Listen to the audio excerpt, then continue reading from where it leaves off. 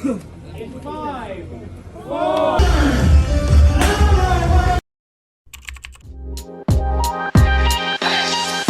Hi guys! Welcome to our new vlog. It's been a while. Namiss ko to ah. So today we are attending a wedding. Nag, nag-post pa sa likod. So yes, get ready with me kasi a-attend tayo ng wedding. And first off, I will use Vaseline to moisturize my lips para mas maganda yung lapat ng ating lipstick mamaya. So, quick disclosure lang, hindi po ako professional makeup artist. Natuto lang din ako sa YouTube University. Alright?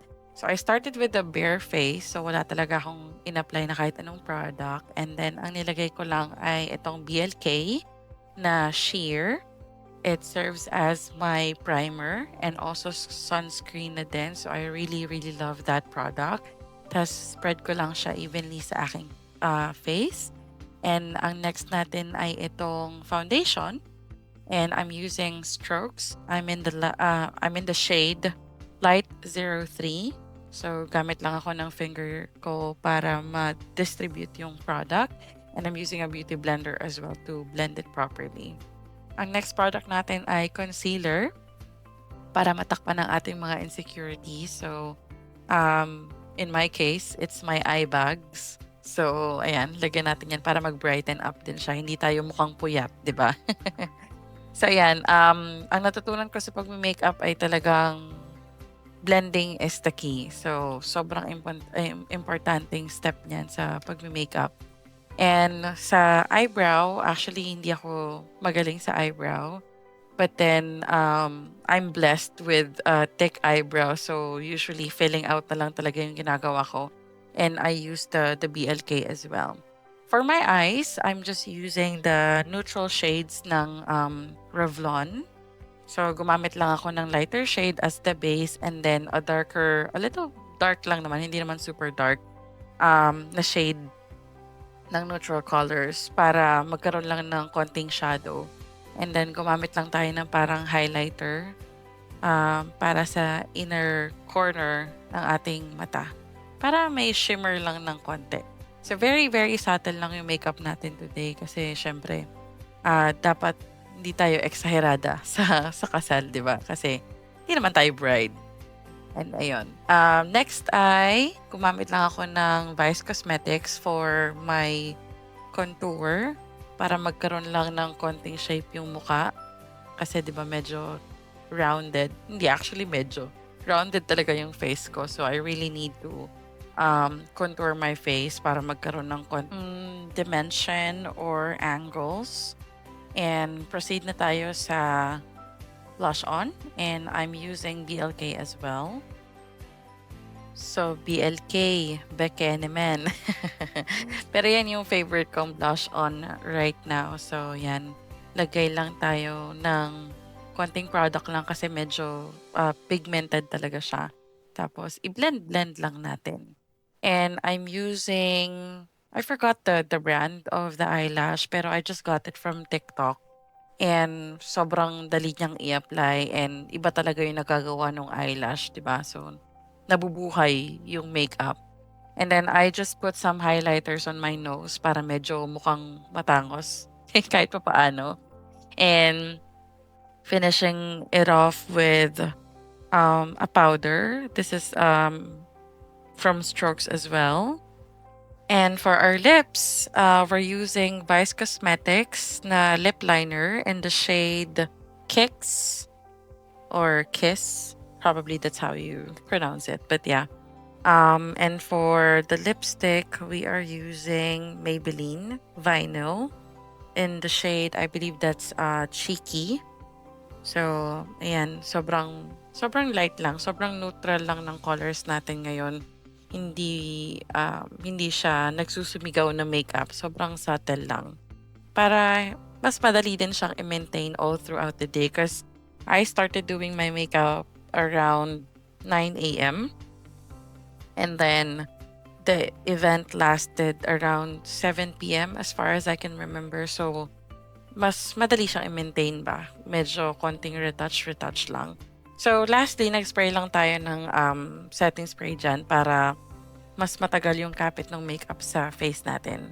And for my hair, I'm just using a fake hair dito kasi maiksi yung buhok ko right now. And medyo mahirap siyang style.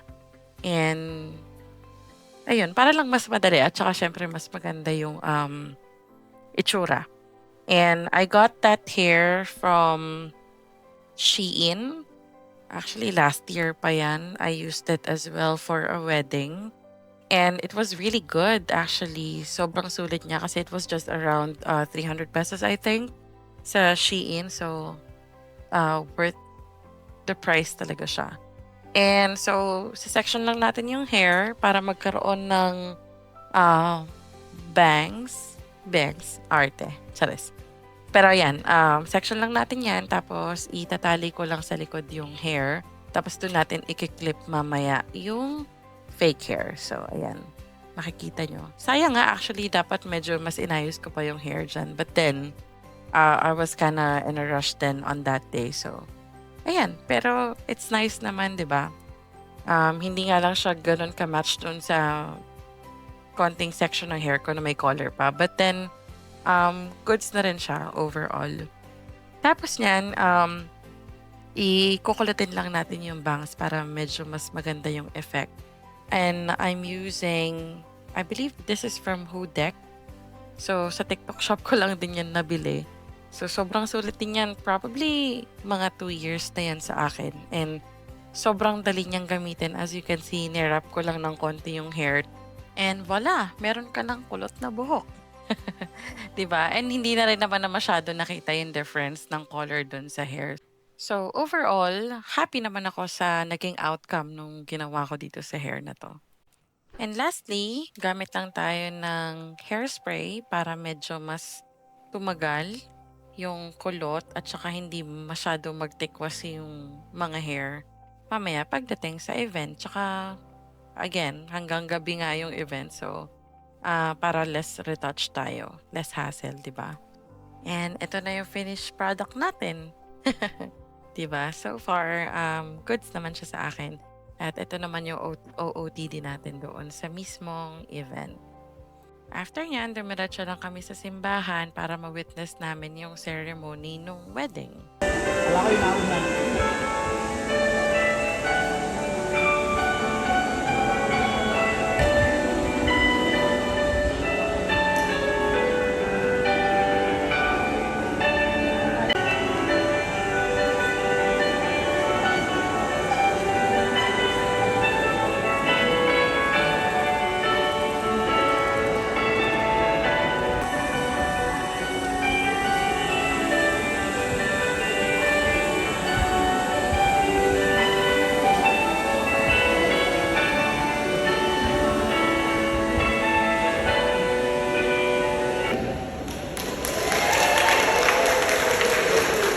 Uy, ang bilis daw, sabi ng cameraman. Isa pa daw. Bibilangan namin kayo. At after ng ceremony, dumiretso na tayo sa reception.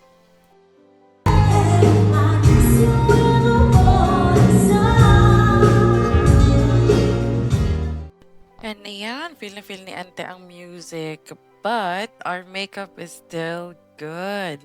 Wala pa yung retouch. So, blotting sheet lang ang katapat niyan. So, yes! Well, guys, let's do a countdown. In 5, 4, 3, 2, 1!